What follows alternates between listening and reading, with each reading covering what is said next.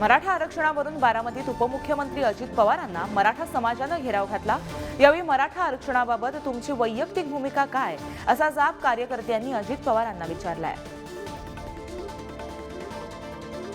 मराठा आरक्षणावर सरकारनं लवकरात लवकर तोडगा काढावा अशी मागणी काँग्रेस नेते अशोक चव्हाण यांनी केली आहे। पेपरमधील जाहिरातीवरून आरक्षणाच्या सर्व शक्यता मावळल्या आहेत का असा सवालही त्यांनी उपस्थित केला आहे। मराठ्यांना आरक्षण मिळालं पाहिजे ही रिपब्लिकन पक्षाची भूमिका आहे असं रामदास आठवले म्हणाले। तर मराठ्यांना ओबीसी मधून आरक्षण द्यायला हरकत नाही असं सुद्धा ते यावेळेस म्हणाले आहेत। 24 ऑक्टोबरला मराठा समाजाला आरक्षण न दिल्यास 25 ऑक्टोबर पासून पुन्हा आमरण उपोषण करण्याचा इशारा मनोज जरांगे यांनी दिलाय। तसंच अंतरवली सराटी गावात पुढाऱ्यांना गावबंदी करण्याचा निर्णयही त्यांनी घेतलेला आहे।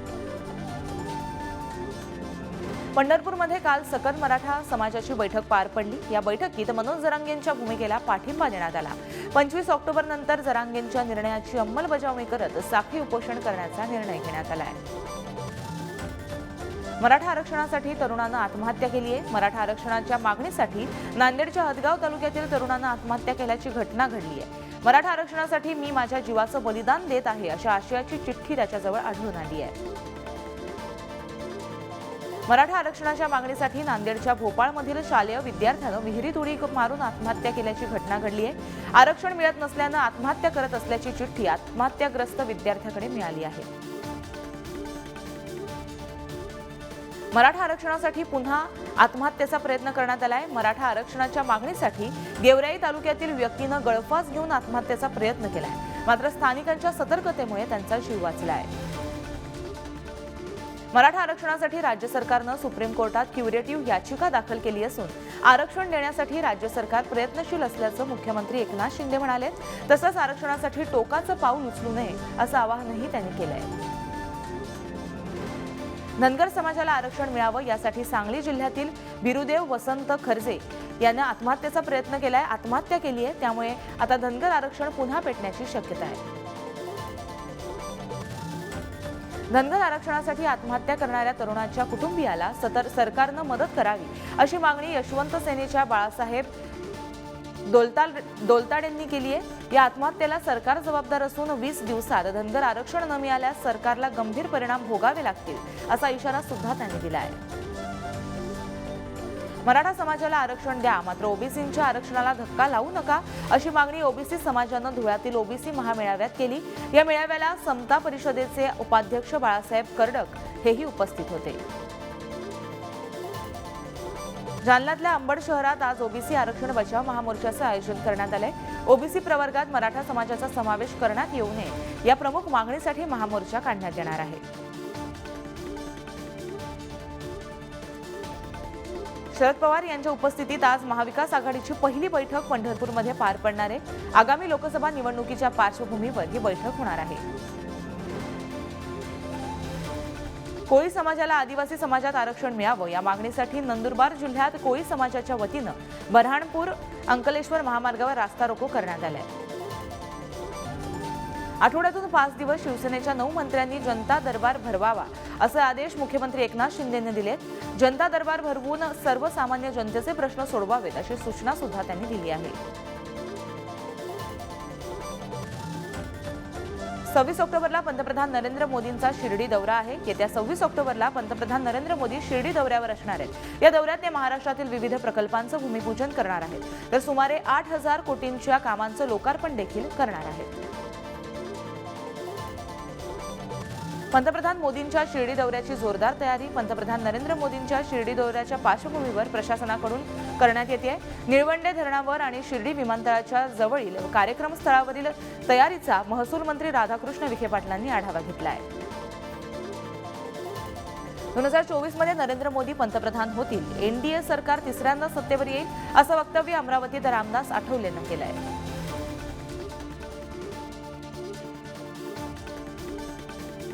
येत्या 29 ऑक्टोबरला बच्चू कडू अयोध्येच्या दौऱ्यावर जाणार आहेत। शेतकऱ्यांच्या हिताचं सरकार यावं, शेतकऱ्यांच्या हिताचं धोरण व्हावीत यासाठी आम्ही अयोध्येच्या दौऱ्या करणार आहोत असं बच्चू कडू यांनी सांगितलं आहे। शिवसेनेची खरी ताकदच बघायची असेल तर निवडणुका घ्या असं आव्हान ठाकरेंच्या शिवसेनेचे नेते अनिल परब यांनी एकनाथ शिंदेंना केलंय। शिंदेंच्या शिवसेनेच्या दसरा मेळाव्यासाठी राज्यातील इतर जिल्ह्यांमधून कार्यकर्ते येणार आहेत। यासाठी 200 बसेस आज मुंबईसाठी रवाना होणार आहेत। यात छत्रपती संभाजीनगरमधून 150 तर जालन्यातून 50 बसेस रवाना होणार आहेत। आगामी निवडणुकात विजयाचं तोरण बांधण्यासाठी मनसेकडून दसऱ्याला संकल्प सोडला जाणार आहे। उद्या विजयादशमी निमित्त मनसेकडून नाशिकच्या रायगड मध्यवर्ती कार्यालयात सत्यनारायण पूजा आणि शस्त्रपूजन सोहळ्याचं आयोजन करण्यात येणार आहे। कंत्राटी भरती रद्द केल्यानंतर महाविकास आघाडी विरोधात भाजपनं केलेलं आंदोलन म्हणजे चोराच्या उलट्या बोंबा आहेत अशी टीका शशिकांत शिंदे यांनी केली आहे। मागील अधिवेशनात कंत्राटी भरतीचं बिल तुम्ही मंजूर केले होतं, असं का आता का बदलत आहात असा सवालही त्यांनी उपस्थित केला आहे। दसरा मेळाव्यात कोणाच्या बाजूने आणि कोणाच्या विरोधात बोलणार असा सवाल शिंदेंच्या शिवसेनेचे नेते नरेश म्हस्के यांनी उद्धव ठाकरेंना केला आहे।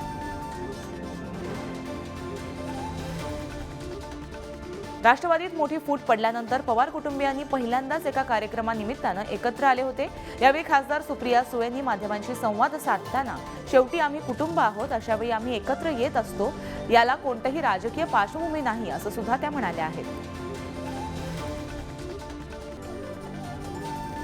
मंत्रिमंडळाचा विस्तार झालेल्या आरपीआयला देखील संधी दिली जाईल असं फडणवीस म्हणाले। त्यानुसार विस्तार झाल्यास रिपब्लिकन पक्षाला एक मंत्रिपद द्यावं अशी मागणी रामदास आठवले यांनी केली आहे। विश्वचषक स्पर्धेत भारतानं न्यूझीलंडचा पराभव करत अव्वल स्थान काबीज केलंय। भारतानं न्यूझीलंडचा 4 गडी राखून पराभव केला। 20 वर्षांनंतर भारतानं विश्वचषक स्पर्धेत न्यूझीलंडचा पराभव केलाय। मास्टर ब्लास्टर सचिन तेंडुलकरचा रेकॉर्ड मोडण्यासाठी विराट कोहलीला 5 धावांची आवश्यकता होती, मात्र विराट 95 धावांवर असतानाच झेलबाद झाला, त्यामुळे त्याचं शतक हुकलं। न्यूझीलंड विरोधात भारताचा गोलंदाज मोहम्मद शामी यांनी विश्वविक्रम केलाय। शामीनं भेदक माराच्या बळावर 5 विकेट्स घेतल्यात। विशेष म्हणजे शामीनं विश्वचषकात दुसऱ्यांदा 5 विकेट घेण्याचा पराक्रम केलाय। अशी कामगिरी करणारा शामी पहिला भारतीय गोलंदाज ठरलाय। म्हाडाच्या पुणे मंडळाच्या 5863 घरांच्या सोडतीसाठी अर्ज विक्री स्वीकृती प्रक्रियेला मुदतवाढ देण्यात आली आहे। या मुदतवाढीनुसार इच्छुकांना 31 ऑक्टोबरपर्यंत अर्ज सादर करता येणार आहेत, तर 24 नोव्हेंबरला पुणे मंडळाच्या कार्यालयात सोडत करण्यात येणार आहे। एसबीआयनं केलेल्या सर्वेक्षणात परदेशी गुंतवणुकीत महाराष्ट्र नंबर 1 वर आहे। वर्षानुवर्ष महाराष्ट्र गुंतवणुकीत 1 नंबरवर राहावा यासाठी प्रयत्न करणार असल्याचं आश्वासन उद्योगमंत्री उदय सामंत यांनी दिलं आहे। ड्रग्ज माफिया ललित पाटीलनं आणि त्याचा भाऊ भूषण यानं ड्रग्ज विक्री करून सोन्या चांदीच्या विटा खरेदी केल्याचं उघड झालंय। दरम्यान ललितच्या सर्व आर्थिक व्यवहारांची पोलिसांकडून तपासणी करण्यात येतेय। पिंपरी चिंचवड महानगरपालिकेच्या कर आकारणी विभागानं थकीत कर वसुलीवर भर दिलाय। 2023 ते 24 मधील चालू आर्थिक वर्षातील 6.5 महिन्यात 201 कोटी रुपयांची जुनी थकबाकी वसुली करण्यात आली आहे, तर जप्त मालमत्तांचा लिलाव देखील करण्यात येणार आहे। छत्रपती संभाजीनगरमध्ये कंत्राटी कर्मचाऱ्यांनी किमान वेतनाच्या मागणीसाठी मागील 11 दिवसांपासून उपोषण करण्यात आलंय। यावेळी मागणी मान्य होईपर्यंत उपोषण सुरूच राहणार असल्याचा इशारा कामगार संघटनेच्या वतीनं देण्यात आला आहे। नाशिक महानगरपालिकेच्या ई कनेक्ट ॲपवरील प्रलंबित असणारी तक्रार कार्यवाही झाल्याचं सांगून परस्पर बंद करण्यात आल्याचं उघडकीस आलंय। दरम्यान यात तथ्य नसल्याचा दावा पालिकेनं केला आहे। जळगावच्या रसलपूर येथील 4 शेतकऱ्यांनी बनावट कागदपत्रांद्वारे पीक विमा काढल्याप्रकरणी चौकशी करावी अशी मागणी मंत्री धनंजय मुंडेंकडे केल्याची माहिती एकनाथ खडसेंनी दिली आहे। यावेळी पत्रात केळी पीक विम्याचे पैसे देऊ नका असा उल्लेख असल्यास राजीनामा देऊ असं सुद्धा ते म्हणाले। नागपूरमध्ये पावसानं दडी मारल्यामुळे सोयाबीन पीक धोक्यात आलंय। यावेळी सोयाबीन पिकाला शेंगा न आल्यानं उत्पादन मध्ये घट झाली आहे। दरम्यान शासनानं दुष्काळ जाहीर करून शेतकऱ्यांना मदत देण्याची मागणी करण्यात येते आहे। विरोधी पक्षनेते अंबादास दानवे यांनी तुळजाभवानी देवीचं दर्शन घेतलं। बाळासाहेब ठाकरेंच्या विचारांशी गद्दारी करणाऱ्या राक्षसांचा बिमोड करून पुन्हा एकदा महाराष्ट्रात महाविकास आघाडीचं सरकार येऊ दे असं साकडं देखील त्यांनी देवीकडे घातलं।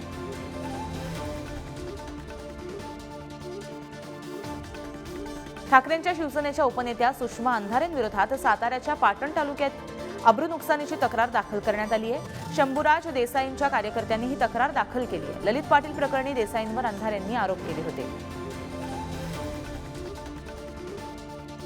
सर्व बहुजनवादी पक्ष एकत्र आल्यास प्रकाश आंबेडकर यांच्या नेतृत्वात काम करण्यास तयार आहे, असं वक्तव्य रामदास आठवले यांनी केलं आहे।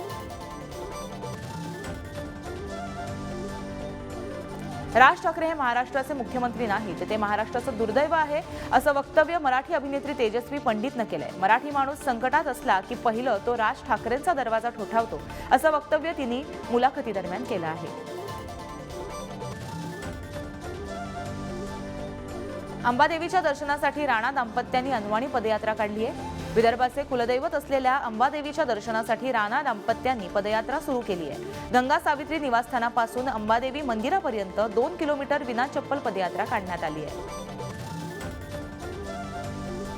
आमदार भरत गोगावले यांनी काल महाडमधील नवरात्र उत्सव मंडळांना भेट दिली। यावेळी त्यांनी कार्यकर्त्यांच्या आग्रहास्तव एका मंडळाच्या गरब्यात फेर धरला।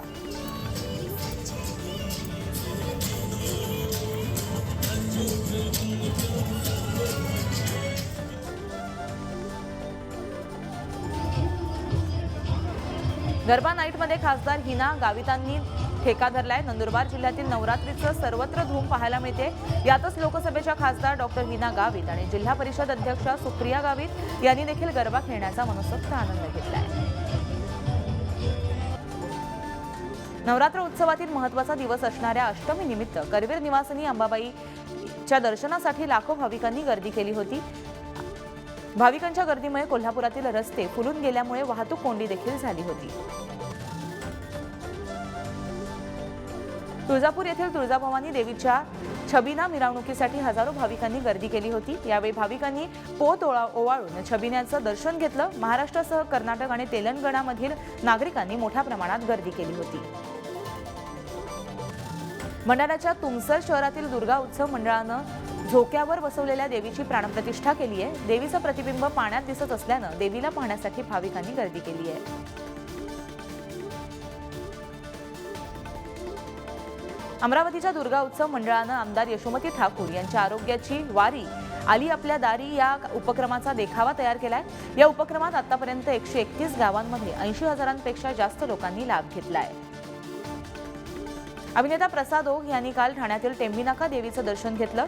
धर्मवीर 2 चित्रपटासाठी आनंद दिघेंच्या भूमिकेतील गेटअपसह त्यांनी देवीचं दर्शन घेतलंय।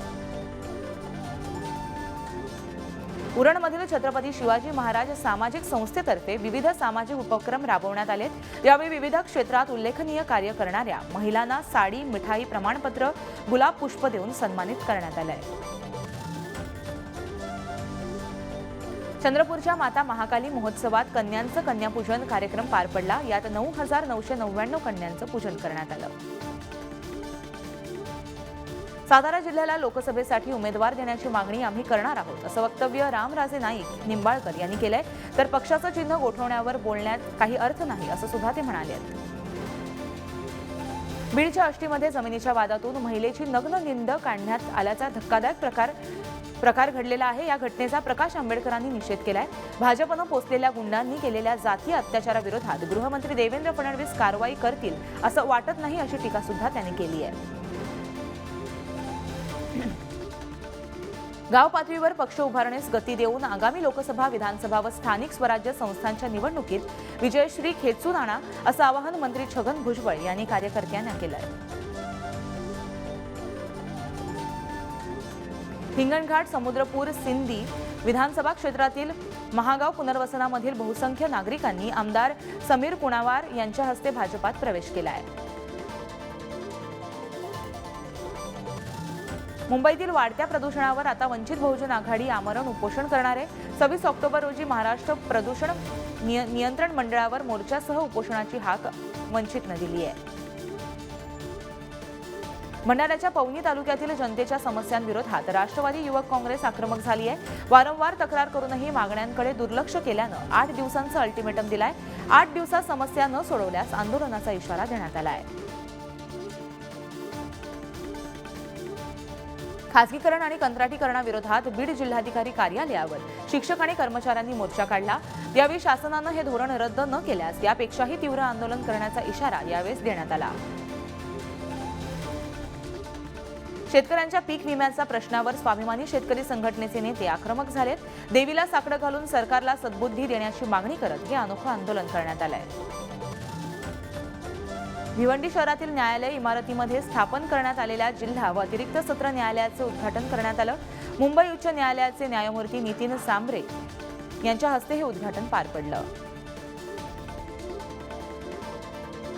बारामतीत पुन्हा एकदा शिकाऊ विमानाचा अपघात झालाय। रेड बर्ड फ्लाइट ट्रेनिंग सेंटरच्या विमानाचा अपघात झालाय।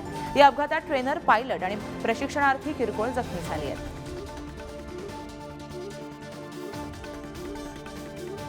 उल्हासनगरात दुकानासमोर पार्क केलेल्या टेम्पो काढण्यास सांगितल्यामुळे दुकानदारावर जीवघेणा हल्ला केल्याची घटना घडली आहे। ही संपूर्ण घटना सीसीटीव्ही कॅमेऱ्यात कैद झाली आहे। 25 गुन्हे, 2 खून आणि 2 मोकोकाच्या गुन्ह्यावर फरार असलेल्या गुन्हेगाराला जेरबंद करण्यात यश आले। अहमदनगरच्या स्थानिक गुन्हे शाखेनं त्याला पुण्यातून अटक केली आहे। छत्रपती संभाजीनगरमध्ये ड्रग्ज रॅकेटचा पर्दाफाश करण्यात आलाय। अंमली पदार्थांचं उत्पादन करणाऱ्या 2 कंपन्यांवर गुजरातच्या पथकानं धाड टाकली। यावेळी 250 कोटींचं ड्रग्ज जप्त करण्यात आलंय। हत्यारबंद टोळीनं 3 ठिकाणी दरोडा टाकल्याची खळबळजनक घटना येवल्याच्या नगरसूल भागामध्ये घडली आहे। शस्त्रांचा धाक दाखवून सुमारे 20 ते 25 लाखांचा मुद्देमाल लंपास करण्यात आलाय।